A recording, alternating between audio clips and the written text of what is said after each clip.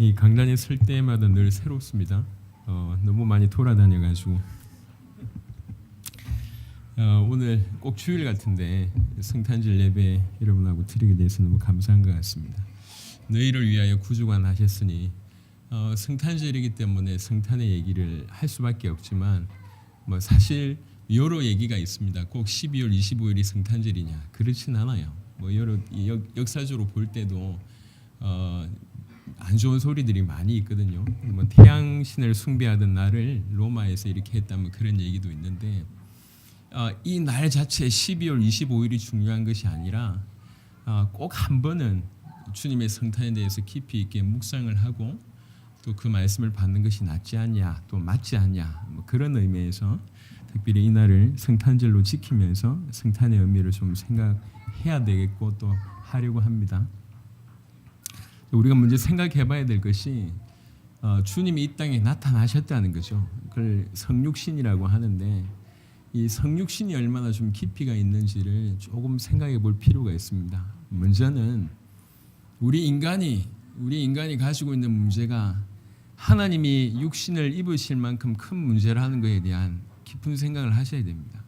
오늘 제목이 너희를 위하여 구주가 나셨으니 저는 오랫동안 교회를 다녔던 사람입니다. 그리고 또 수많은 교회 다니는 사람들조차 진정한 의미로서의 구원을 못 받을 수도 있다라고 하는 생각을 가지고 있는 사람입니다. 위험한 발언일 수 있지만 교회를 다니지만 정말로 구원 못 받은 사람들이 많이 있다라고 하는 생각을 저는 가지고 있습니다. 왜 그러냐면 정말로 구원받은 사람은 변화될 수밖에 없습니다. 정말로 구원받았다고 할 때 하나님이 그 속에 계시고 그와 함께 계시기 때문에 그들의 인생 속에 하나님 역사가 나타날 수밖에 없는 것은 당연한 것이고 그들은 하나님의 인도하심을 받을 수밖에 없고 그들의 삶에 하나님의 열매가 맺어질 수밖에 없습니다. 그건 너무나 지극히 당연한 일입니다. 근데 그런 일련의 일들이 없다고 하는 것은 많은 것을 시사하는데 그 중에 하나는 하나님과 그들의 인생의 관계가 없을 수 있다. 그 얘기예요. 그런 경우들이 굉장히 많습니다. 그래서 오늘 하나님의 말씀에 좀 주목하시길 바랍니다. 우리를 위하여 너희를 위하여 정확하게는 우리 자신을 위하여 구주가 나셨다. 이 얘기를 하는 겁니다. 성육신은 그런 사건이 있었지라고 얘기하는 것이 아니라 나를 위해서 성육신 하셨구나라고 이해될 때 그때부터 모든 것이 새로워집니다. 여러분의 상황 상관없이 주님은 하나님이신데 인간의 몸을 입고 이 땅에 오셨습니다. 역사적으로 우주적으로 가장 최고의 사건이 있다면 이 성육신 사건입니다. 기적으로 볼 때 주님의 부활보다 더 강한 기적이 있냐, 더 큰 기적이 있냐? 그것이 성육신입니다. 부활이라고 얘기할 때는 죽었다가 살아나는 이런 일들은 얼마든지 하나님 입장에서는 가능할 수 있는 일입니다. 근데 하나님 입장에서 가장 큰 일은 뭐냐면 하나님이신 그분이 인간을 입으셨다는 거예요. 인간의 몸을 입으셨다는 이 얘기는 단순한 사건이 정말로 아닙니다. 초대교회에 가장 논쟁이 많이 됐던 게 뭐냐면 역사적으로 가장 논쟁이 많이 됐던 것이 그리스도 그러니까 하나님이 인간의 몸을 입으셨다는 이것이 어떤 의미가 있는지를 아주 오랫동안에 이제 논란이 됐습니다. 그분이 분명히 육체로 오신 게 맞는데 그러면 도대체 어떻게 구성되어 있냐? 하나님이냐 인간이냐? 아니면 50%만 하나님이냐 50%만 인간이냐? 아니면 분명히 동시에 인간이고 하나님이라고 얘기한다면 그럼 두 인격이 있는 것이냐? 이런 여러 가지 논란들이 굉장히 많았습니다. 그래서 결론 내리기를 골로새 2장 9절 한번 보겠습니다.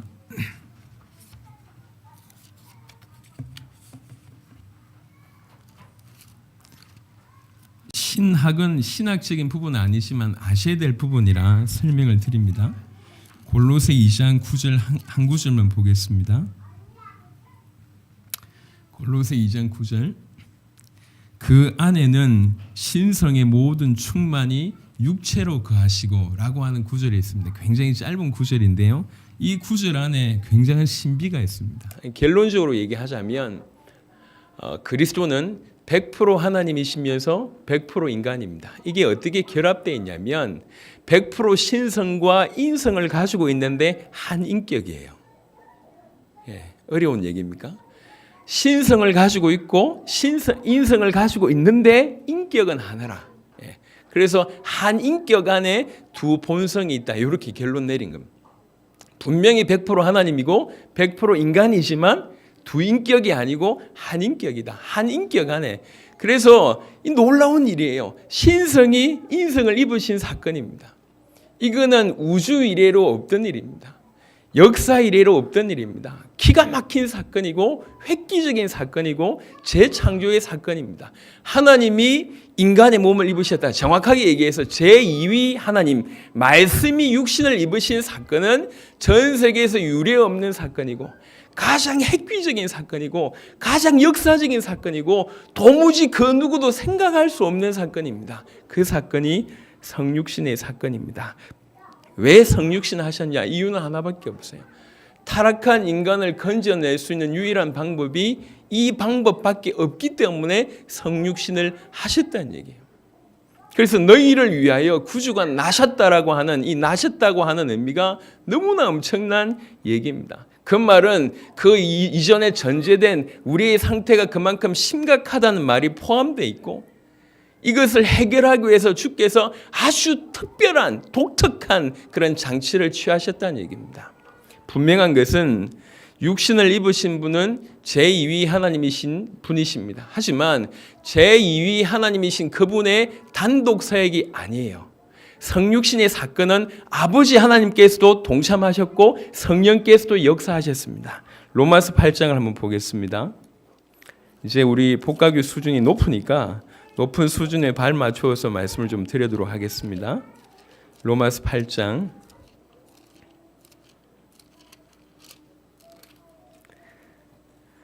3절에 보면 율법이 육신으로 말미암아 연약하여 할 수 없는 그것을 하나님은 하시나니 곧 죄로 말미암아 자기 아들을 죄 있는 육신의 모양으로 보내어 육신의 죄를 정하사 이 모든 일을 하신 분이 성부 하나님이십니다. 그러니까 성자 하나님은 육신의 몸을 입고 오셨지만 그 육신의 몸을 입고 오시도록 하신 분이 누구냐? 성부 하나님이라는 얘기예요. 성부 하나님이 자기 아들을 죄 있는 모양으로 보내주셨다는 거예요. 그리고 이 땅에서 성령의 역사로 마리아의 몸에서 잉태케 하신 분은 성령의 역사입니다. 그러니까 성육신의 사건은 삼위일체 하나님의 완벽한 사건이라고 하는 겁니다. 페이른하고 우리가 그 깊이를 알 수는 없습니다. 하지만 분명한 것은 하나님이 육신의 몸을 입으신 사건이 우리가 생각한 그 어떤 사건보다 큰 사건이라는 것을 인정을 하셔야 돼요. 전 우주 만물을 창조한 사건보다 더 큰 사건이 그분이 육신의 몸을 입으셨다는 거예요. 그가 육신의 몸을 입지 않으시면 우리 인간의 죄를 해결하실 수가 없습니다. 왜 100% 하나님이셔야 되냐? 모든 이 사단의 문제, 죄의 문제, 하나님과 단절된 문제를 완벽하게 해결하시려면 그분은 하나님이셔야 되고 또 인간의 문제이기 때문에 인간을 대표해서 인간의 문제를 해결하셔야 되기 때문에 100% 인간이셔야 됩니다. 그게 중보자의 조건이에요. 모든 문제를 완벽하게 해결하시려면 사단보다 강해야 되고 죄를 해결해야 되고 하나님을 만나는 길을 여셔야 되는데 그 길을 여실 수 있는 분은 하나님밖에 없고 또 인간의 모든 문제를 해결하셔야 되기 때문에 인간이어야 될 수밖에 없습니다. 그래서 택한 사건이 뭐냐면 성육신의 사건으로 이 땅에 오신 거예요. 예수님이 태어나셨다, 나셨다 이 말은 우리가 생각하는 것보다 훨씬 큰 일입니다. 그만큼 하나님께서 저와 여러분들을 사랑한다라고 하는 것들이 가장 배경에 깔려 있습니다. 이 성육신의 사건을 통해서 오늘 이제 드디어 누가복음 2장에 나타나는데요. 마태복음과 누가복음에만 이 자세하게 예수님의 탄생에 대한 얘기를 하고 있습니다. 네, 마태복음에는 주로 어떤 부분을 다루고 있냐면 1장부터 보면 족보에 대한 얘기를 쭉 합니다. 그 말은 무슨 말이냐면 이분이 왕이다 그 얘기예요. 그리고 나서 마태복음은 뭐가 또 기록이 되어 있냐면 이제 여러분 잘 알듯이 동방박사의 어떤 그런 사건이 기록되어 있습니다. 동방박사의 사건을 통해서 또 여전히 얘기하는 것이 이분이 왕이라는 얘기예요. 만왕의 왕이시다라고 하는 것이 주된 초점이 마태복음입니다. 그에 비해서 누가복음은 전혀 다른 각도를 취하고 있습니다. 누가복음 오늘 읽었던 본문 이전에 1장부터 쭉 보시면 1장부터 보시면 이제 예수님의 탄생이 1장, 2장에 보시면 알겠지만 이제 말구유의 어떤 누우신 그런 사건, 그리고 목자들을 통해서 이제 계시가 되고 목자들이 찾아오는 이런 사건이 나옵니다. 그러니까 마태복음에는 왕이신 모습이라고 나온다면 누가복음에는 가장 비천한 자리에 임하신 모습을 얘기합니다. 그러니까 이 두 가지를 합해 보면 만왕의 왕이신 그분이 우리를 위해서 가장 비천한 자리에 임하셨다라고 하는 것을 딱 설명을 합니다. 그래서 누가복음에 조금 보시면 알겠지만 예수님의 탄생은 어떻게 보면 가장 가난하고 비천한 상태로서의 탄생, 이렇게 생각할 수 있고, 또 한편으로는 거취할 곳이 없어서 거취할 곳도 없는 자 중에 탄생하신 사건이고, 어둠 속에서 그 말구유에서 적막하게 탄생한 것이고, 짐승의 잠자리에서 탄생한 아주 초라한 탄생이라고 볼 수 있고, 사람들의 무관심 속에서 나온 그런 탄생입니다. 그러니까 만왕의 왕이고 만주의 주가 되시며 하나님이신 그가 가장 낮은 자리에서 탄생하셨습니다. 왜 그러십니까? 오늘 누가복음 읽었던 본문처럼 너희를 위하여 라고 하는 요구 때문입니다. 우리를 위하여 주님은 그런 탄생을 하셨다는 얘기예요. 그 중에 오늘 읽었던 본문에 보면 누가복음 2장을 잠시 펼쳐보겠습니다. 조금 더 구체적으로 좀 보기를 원합니다. 누가복음 2장의 8절에 그 지역의 목자들이 밤에 밖에서 자기 양떼를 지키더니 누가 나오냐면 오늘 본문의 대상은 목자들입니다. 목자들은 그 시대에 있어서 가장 천대받던 계층 중에 한 그룹들입니다. 그래서 지금도 그렇지만 그 시대에도 목자들이라고 얘기할 때 이제 계급 사회를 논하자고 하면 목자들도 가장 천대받는 어부와 별반 다를 바가 없는 계층 중에 하나입니다. 예수님의 탄생을 누구에게 계시하셨냐면 이 목자들에게 먼저 보이신 거예요. 희한하죠? 분명히 그 시대에도 대단한 사람들에게 보일 법한데 예수님이 오신 이유가 뭐냐면 이런 비천한 자리에 있는 영혼들을 건지시기 위함입니다. 또 다른 의미로 인간이 하나님을 떠난 모든 인간들은 이렇게 비천한 상태다라고 하는 것을 설명하고 하기 위한 거예요. 그 목자들에게 보이십니다. 주의 사제가 9절에 주의 사제가 곁에 서고 주의 영광이 그들을 두루 비추매 크게 무서워하는지라. 놀라운 일이 벌어졌어요. 양을 치고 있는데 갑자기 주의 사제가 곁에 서고 주의 영광이 그들을 두루 비추매. 목자들인데 이런 일이 벌어졌습니다. 사실 우리가 복음을 받았다는 얘기가 사실 이런 거와 다르지 않습니다. 우리의 수준으로는 그럴 수가 없는데 주께서 우리에게 일방적으로 임하셨어요. 주의 영광이 우리에게 임했고 주의 사제가 곁에 선 것처럼, 그러니까 우리가 보고 놀랄 수밖에 없는 일들이 실상은 우리에게 임한 겁니다. 그리고 10절에 천사가 이르되 무서워하지 말라. 보라 내가 온 백성에게 미칠 큰 기쁨의 좋은 소식을 너희에게 전하노라. 오늘 다윗의 동네에 너희를 위하여 구주가 나셨으니 곧 그리스도 주시니라. 오늘 읽었던 누가복음 2장 10절부터 11절에 보면 천사의 목소리를 통해서 정확하게 뭘 설명하고 있냐면 예수가 누군지를 설명하고 있습니다. 천사의 입술을 통해서 10절에 보면 온 백성에게 미칠 큰 기쁨의 좋은 소식. 좋은 소식이 뭐죠? 복음입니다. 너에게 복음을 줄 것이다. 복음이 뭔지를 설명합니다. 그러면서 11절에 어떤 단어가 나오냐면 구주, 그 다음에 그리스도, 그 다음에 주라고 하는 단어가 나옵니다. 예수는 복음 자체고 구주시고 주이시고 그리스도입니다. 이게 천사들의 입술을 통해서 처음 탄생했을 때부터 알려진 바 된 사건이에요. 천사들의 입술을 통해서 내가 너에게 좋은 소식, 복음을 전할 것인데 천사들의 입술을 통해서 그 복음이 이미 선포가 됩니다. 예수가 누구냐? 예수가 주고 그리스도고 구주시다. 이렇게 얘기하는 거예요. 이것만이 온 백성에게 미칠 좋은 소식이라는 얘기예요. 이 예수만이 복음 자체고 이 예수만이 그리스도가 되시고 이 예수만이 구주이시고 이 예수만이 주라고 하는 얘기가 이미 천사들의 입술을 통해서 목자들에게 계시가 됩니다. 가장 천대받던 그 계층에게 가장 최고의 메시지가 들려진 바 됐습니다. 이게 누가복음 2장의 사건이 있었던 얘기입니다. 지금 이게 우리에게도 해당되는 얘기죠. 오랫동안에 천대받는 것이 너무 익숙하다 보니까 무시받고 아니면 인정받지 못한 모습들이 익숙하다 보니까 우리에게 그런 게 쫙 깔려 있는 것 같아요. 그래서 메시지를 하나님의 말씀을 온몸으로 받아들이면 사실은 끝이거든요. 근데 하나님의 말씀을 받지 못하게 만드는 수많은 벽들이 있습니다. 나 같은 게라고 하는 생각이 깔려 있어요. 세상 가운데서도 불신자하고 똑같이 살고 뭐 내보일 것도 없고 이 밥 벌어먹기 힘들어가지고 겨우겨우 허걱허걱거리면서 살다 보니까 과연 하나님이 나 같은 것을 사랑하실까 하는 짓이 죄밖에 없어가지고 날 자신의 부족함을 이해하다 보니까 복음이 계속 다가오면 다가올수록 창세기 3장에 하나님이 우리를 부르실 때 피하는 그 모습을 계속 가지고 있어요. 이게 종교인입니다. 종교인. 오늘날 교회의 대부분의 사람들이 종교의 모습을 가지고 있습니다.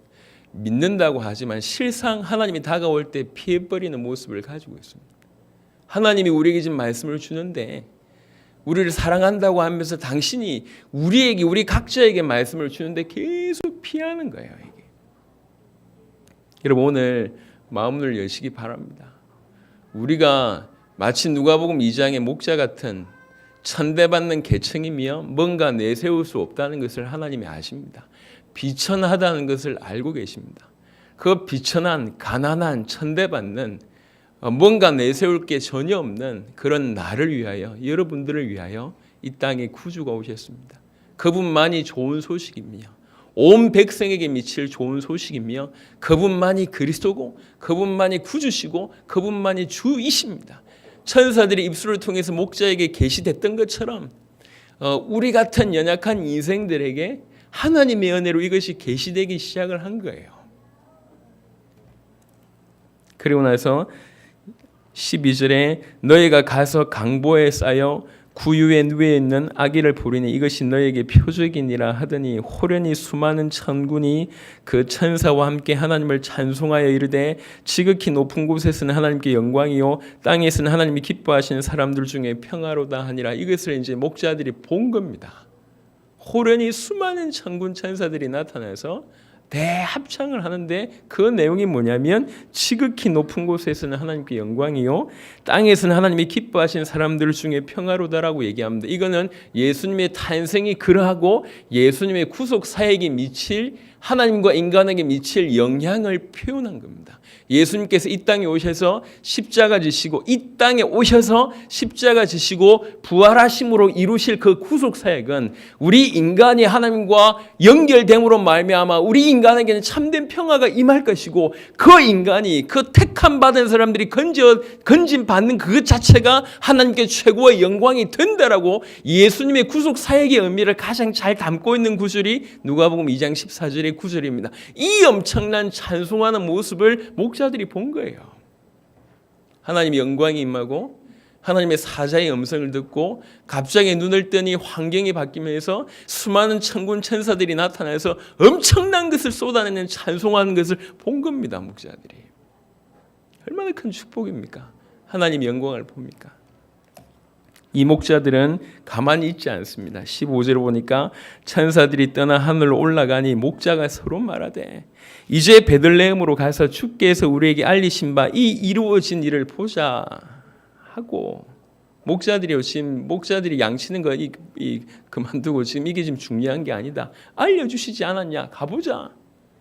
빨리 가서 마리아와 요셉과 구유에 누인 아기를 찾아서 보고 천사가 자기들에게 이 아기에 대하여 말한 것을 전하니 듣는 자가 다 목자들이 그들에게 말한 것들을 놀랍게 여기되 마리아는 이 모든 말을 마음에 새겨 생각하니라. 목자들은 자기들에게 이르던 바와 같이 듣고 본 그 모든 것으로 인하여 하나님께 영광을 돌리고 찬송하며 돌아가니라. 목자들은 정인이 됐습니다. 듣고 본 바를 증거하고 그것도 마리아에게 당신들이 듣고 본 바를 증거하는 그런 인생이 되었습니다. 우리가 목자 같은 인생들이죠. 뭔가 내세울 게 전혀 없는데 일방적인 하나님의 은혜가 우리에게 임해버렸습니다. 하나님의 영광이 우리에게 임했고 하나님의 말씀이 우리에게 임했고 천사들이 찬양하는 것 같은 하나님의 역사를 우리가 이제 보고 있습니다. 그리고 나서 이 본 것이 이 주신 것들에 너무 감사해서 본 것 그대로 명령하신 바 그대로 가서 순종합니다. 가서 구에 누인 아기를 보고 절하고 자기들이 듣고 본 바를 전합니다. 그러고 나서 찬송하는 인생으로 목자들의 인생이 완전히 바뀌었습니다. 이 목자들의 모습을 통해서 지금 우리에게 메시지를 주는 겁니다. 예수님이 이 땅에서 가장 낮은 자리에 오신 이유는 비천함에 빠져 있는 인간들을 위한 거예요. 그게 우리란 말이에요. 우리 다른 사람이 아니라 우리 자신이 그렇게 비천합니다. 하나님을 떠나 있는 누구나 그랬습니다. 하나님을 깊이 있게 만나보지 못한 누구나 그랬습니다. 그들에게 하나님께서 누가복음 2장 10절 11절에 올바른 복음을 설명하시고 하나님의 영광을 보여주면서 목자들의 모습을 통해서 이 복음을 받은 이 계시를 받은 자의 변화를 목자들을 통해서 설명합니다. 그러면서 얘기하시는 거죠. 너희를 위하여 구주가 나셨으니. 목자 같은 연약한 우리를 위하여, 나를 위하여, 비천한 가운데 있는 우리를 위하여, 나 자신을 위하여 구주가, 우리의 유일한 구세주가 나셨으니. 그가 예수라는 겁니다. 그 예수님이 우리의 구주가 되시고 주가 되시고 그리스도가 되신다고 천사들의 입술을 통해서 우리에게 말씀을 하셨습니다. 너희를 위하여, 우리를 위하여 구주가 나셨으니. 종교라는 것은 참 무서운 것 같습니다.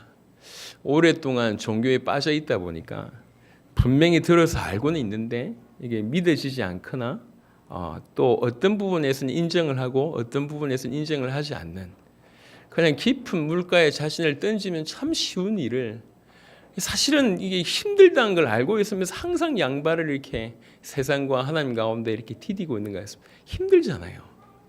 왜 그렇게 살고 계세요? 그렇게 이게 우리 주님의 나심이 그렇게 안 믿어지시나요? 이 간단한 것이 그렇게 안 믿어지십니까? 하나님이 나를 위해서 이 땅에 태어나신 것은 역사적인 겁니다.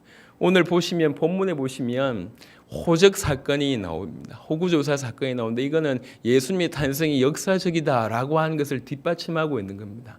여기 보면 누가복음 2장에 1절에 보시면 아구스도라고 하는 사람이 나옵니다. 가이사 아구스도라고 하는 사람이 영을 내려서 천하로 다 호적하라고 얘기합니다. 이거는 행정을 정확하게 다시 재편성하기 위한 것인가, 또 동시에 세금 징수를 효과적으로 하기 위해서 모두 자기 고향으로 돌아가서 인구 조사를 하게 만든 사건이에요. 그러니까 이제 나사렛에서 살고 있던 이제 이 마리아하고 요셉이 자기 고향으로 돌아가고 있는 중에 이제 베들레헴에서 이제 탄생하는 사건이 벌어졌습니다. 베들레헴에서 그게 여관이 없었다고 하는 거잖아요. 왜 그렇습니까? 지금 다 이동하고 있는 중이기 때문에 여관이 없는 거예요. 이게 다 꽉꽉 찼어요. 다른 지역에 살고 있다가 자기 고향으로 돌아온 사람들이 요셉과 마리아처럼 많았기 때문에 빈 방이 없었어요. 그래서 지금 어쩔 수 없이 그 말 구유에 이렇게 해서 탄생하는 그런 일이 이제 벌어진 거예요. 이건 역사적인 사건입니다. 가이사 아구스도라고 하는 사람이 있었던 사건이고 그 사건을 통해서 얘기하는 거예요. 예수의 탄생이 아주 역사적이라고 하는 것을 정확하게, 그리고 하필 하나님께서 성령으로 역사해서 가이사 아구스도에게 그런 일을 하게 하신 것도 하나님의 절대적인 주권이라는 얘기입니다. 예수님이 이렇게 나셨습니다. 예수님이 십자가 지셨습니다. 예수님이 부활하셨습니다. 이건 역사가들도 알고 있는 얘기예요. 일반 역사가들이 알고 있는 그것과 다른 전혀 차원이 다른 믿음이 지금 우리에게 필요하다는 얘기예요. 그분이 하나님이시라는 사건과 그분이 이 땅에서 나를 위해서 오셨다고 하는 것들이 우리에게 믿음으로 되어질 때 우리 인생은 바뀔 수밖에 없습니다. 우리 주님은 우리를 건지시기 위해서 이 인생을 취하십니다. 그리고 그 취하신 인생은 제가 알기로는 영원하십니다. 그러니까 부활하시고 나서 성천하시고 나서 인생을 벗으신 게 아니에요. 그 몸을 가지고 부활하셨다고, 부활체의 몸으로 계시다는 얘기입니다. 그 신성이 인생을 입으신 이후로 부활과 성천 이후로 다시 벗어나신 것이 아니라 그 상태로 영원히, 왜 그렇습니까? 우리를 건져내시려고 그런 일을 이루셨다는 겁니다. 이건 사실은 우리가 이해할 수 없는 사건입니다. 얼마나 큰 사건인지조차도 사실은 모릅니다. 분명한 것은 그 엄청난 사건을 이루기 위해서 우리를 건져내시기 위해서 그 엄청난 사건을 이루셨다는 거예요. 저는 개인적으로 십자가와 부활 그리고 그리스도 예수님의 어떤 그리스도의 완성의 어떤 사역을 감당하시면서 우리에게 주어진 많은 것들을 깊이 묵상할 때마다 더 포커스가 맞춰주는 게 뭐냐면 이 성육신의 사건입니다. 우리를 위해서 나셨다 이 말이, 우리를 위해서 육신의 몸을 입으셨다 이 말이, 그러니까 묵상하면 묵상할수록 이게 뭐 청량을 못 하겠어요. 이제 우리 성도들 중에도 지금 그런 분들이 있습니다. 제가 기도하고 있습니다. 정상적으로 결혼을 하면 아이가 금방 나옵니다. 정상적으로. 근데 어떤 이유 때문에 잘 나오지 않는 경우들이 있어요. 그러면 이제 이걸 이렇게 임신을 하기 위해서 정말로 많은 어려움을 대가를 치릅니다. 너무 많은 대가를 치러요. 그래서 이제 병원에 가서 조사를 받고 검사를 받고 뭐 이렇게 치료해야 될 것을 많이 치르고 아주 어렵게 인공수정을 통해서 아주 어렵게 아이를 낳습니다.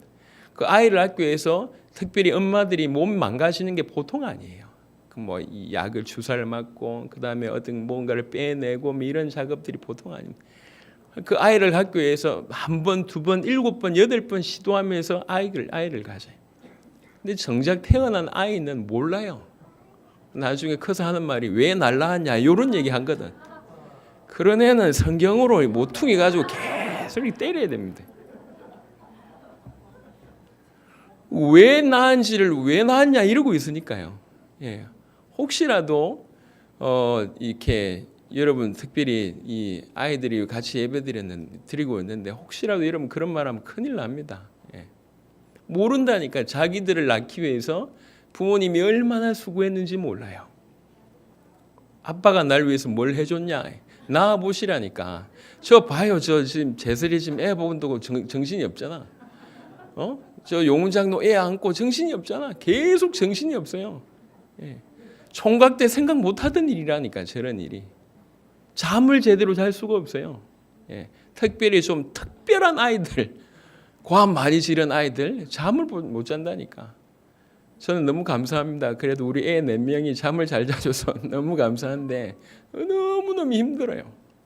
하물며 우리가 육신적으로도 이해할 수 있는 일이잖아요. 하지만 이 성육신 사건은 이해할 수 없는 일입니다. 우리 차원으로 그 엄청난 결정을 하셨다는 것 자체가 이해가 안 되고, 보내신 분이나 보내심을 받은 분이나 그것을 돕는 성령이나 삼위일체 하나님의 사역인데 이것도 이해가 안 됩니다. 왜 이러셨냔 말이에요. 그 결론을 얘기합니다. 너희를 위하여 구주가 나셨으니 이렇게 결론을 내고 있습니다. 우리를 위하여, 나를 위하여, 내가 빠져 있는 이 비천의 문제를 해결하기 위해서, 우리 인생이 사단 가운데, 죄 가운데 하나님과 단절되어서 영적으로 죽어 있고 모든 것에서 심판받을 수밖에 없는 하나님의 진노의 대상인 그 모든 우리를 위하여, 나를 위하여 구주가 나셨다고 성경은 얘기하고 있습니다. 여러분 빨리 마음 문을 여세요. 교회에 여러분 몸뚱이 앉아 있는 게 중요한 게 아니에요. 왔다 갔다 여러분 교회 뭐 출석하는 게 중요한 게 아닙니다. 왜 그렇게 마음을 못 열고 있습니까? 빨리 여셔야지 제대로 시작되는 겁니다. 나를 위하여 주께서 성육신의 사건을 결정하셨고 삼위일체 하나님 간에 이 협약이 계셨고 그 결과로 성육신의 사건이 일어났고 그분의 율법의 철저한 복종으로 말미암아 순종으로 말미암아 십자가 지시고 부활하시고 성령의 강권적인 역사로 우리에게 구원함이라는 이 놀라운 것들이 주어졌습니다. 개인적으로 생각해 볼 때 우리는 그야말로 미래도 없고 소망도 없고 하루 종일 고생하면서 겨우 양떼나 치는 그런 딱 목자 같은 수준인데 사회적으로도 인정받지 못하고 밥 먹고 살기 바빠가지고 아무것도 못하는 그런 입장인데 왜 그들을 선택했는지는 잘 모르겠어요. 근데 그 목자들에게 하나님께서 갑자기 강권적으로 임하십니다. 하나님의 말씀을 들려주시고 하나님의 영광을 보여주시고 도무지 청량할 수 없고 형언할 수 없는 그 천사들의 천군 천사들의 대합창의 메시지를 듣게 하시고 그 어마어마한 찬란의 영광을 보게 하시고 그리고 나서 말씀하신 대로 가보니 실제로 구주가 누워져 있고 도무지 있을 수 없어서 그들이 듣고 본바를 마리아에게 쏟아내고 사람들에게 쏟아내고 마지막에는 하나님께 찬양하고 영광 돌리는 인생으로 급격하게 바뀌어 버렸습니다. 이게 목자들의 인생이었어요. 너희를 위하여 구주가 나셨으니 라고 하는 말을 이해한 사람들의 인생이었단 말이에요. 오늘 동일하게 주께서 우리에게 그런 축복을 주신 것 같습니다. 주께서 우리에게 그런 축복을 주신 것 같습니다. 그래서 좀 더 자격을 갖추자고 생각하지 마시고 뭔가를 많이 해야 된다고 생각하지 마시고 오늘 말씀하신 이 말씀을 여러분 받으시면 돼요. 하나님이 나를 위하여 나 자신을 위하여 나를 위하여 구주로 이 땅에 나신 겁니다. 그것이 성탄절의 의미입니다. 주님이 이 땅에 나심의 의미입니다. 나를 위해서 이 땅에 나셨기 때문에 우리가 드릴 수 있는 최대한의 감사와 모든 걸 드리는 거예요. 동방박사처럼 목자들처럼 드릴 수 있는 뭐 그냥 물질 이걸 떠나가지고 나를 위해서 이 땅에 오셨구나라고 하는 것이 정말 깨달으시고 믿어지니까 우리 인생 자체를 그분에게 드리는 거예요. 이게 완전한 주님과의 소통이 이루어지는 사건입니다. 1년에 한 번 우리가 주의 성탄을 기념해서 예배를 드리지만 그 성탄의 의미는 1년에 한 번쯤 생각해야 될 의미가 아닙니다. 성육신의 사건은 그렇지가 않습니다. 말씀을 마무리하도록 하겠습니다. 너희를 위하여 구주가 나셨으니 오늘 딱 이 구주를 기억하십시오. 따로 뭐 이렇게 제목을 맞춘 게 아니고 그냥 성경에서 천사 입술을 통해서 복음을 설명하면서 하는 얘기입니다. 너에게 온 백성에게 미칠 좋은 기쁨의 좋은 소식, 참된 복음, 기쁨의 복음을 전할 것인데 그게 무슨 말이냐? 예수가 그리스도이시고 주이시고 구주라는 것이다. 그게 온 백성에게 미칠 기쁨의 좋은 소식인데 먼저 이게 목자들에게 은혜로 들려졌고 그 하나님의 영광이 보여졌고 그 엄청난 결국 우리가 영원한 천국에서 보게 될 천군 천사들의 대합창을 보게 하고 보여지고 그것이 맞는가 가보니까 실제로 예수님의 그런 역사가 있고 가만히 있을 수 없어서 듣고 본바를 그들에게 오히려 마리아에게 쏟아내고 많은 사람들에게 전하고 그들의 인생이 밖에서 하나님께 찬양하고 영광 돌린 인생이 되어버렸습니다. 너희를 위하여 구주가 나셨으니라고 하는 이 말이 목자들에게 그대로 성취된 모습을 보여줍니다. 오늘 우리도 마찬가지예요. 하나님이 나를 위하여 우리를 위하여 너희를 위하여 구주가 나셨으니 성육신 하셔서 우리의 모든 문제를 해결하셨고 지금 저 어려움들과 함께 계십니다. 이것이 나를 위한 복음이고 우리를 위한 복음입니다. 그것이 예수님의 탄생의 의미라고 얘기할 수가 있습니다. 그래서 이 땅에 오심과 또 이 땅에서 철저한 복종하심과 십자가 지신 사건과 부활하신 사건과 성령으로 지금 우리 가운데 역사하고 있는 그 모든 것은 우리를 위한 것입니다. 우리를 위한 것입니다. 우리를 위해서 구주가 행하신 사건입니다. 그래서 오늘 이제 한 해의 마지막을 거의 보내는 너무나 많은 응답을 하나님께서 우리에게 주셔서 1월 달에 사실은 기억이 안 나고 2월 달도 기억이 안 나요. 기억나는 게 별로 없어요. 두란노대에 별로 기억이 안 나요. 아프리카 또 문 열리고 보니까 두란노대에 별로 기억이 안 나요. 너무 많은 응답들을 우리에게 계속 주셨습니다. 몇 개월 전에 저 밑에 뭐 이 망치 들고 뭐 이렇게 부수고 뭐 이랬는데 그것도 잘 모르겠고요. 그게 몇 년 된 것 같아요. 너무 많은 일들이 계속. 어떤 교회가 한 해에 모든 대륙의 문을 열고 모든 대륙에서 제자를 찾습니까? 참 불꽃으로 바람으로 하나님 문을 계속 여시고 더 감사한 것은 우리 성도들 각각에게 하나님께서 역사하고 계심을 이제 우리가 느끼고 있다는 거예요. 너무 감사한 것 같아요. 복음 받은